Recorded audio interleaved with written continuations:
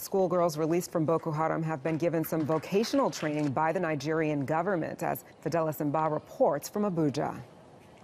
The girls are meeting their parents for the first time in more than 3 years since they were captured by the Boko Haram.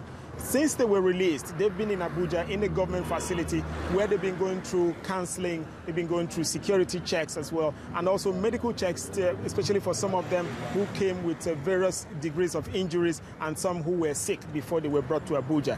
After this, we understand that they'll be going back to Chibok to meet extended family members for maybe a day or two, and they will be brought back to Abuja, where they're expected to undergo a 9-month training program. This program entails vocational training and also academic programs. You recall that these girls were taken while sitting for an examination that qualifies them to graduate from college to gain admission into the university. So the 9-month program, they will be giving refresher courses and also vocational skills so that they will be able to equip themselves for the future. And after that, they will be now released back to their parents fully. But for now, they will remain in Abuja.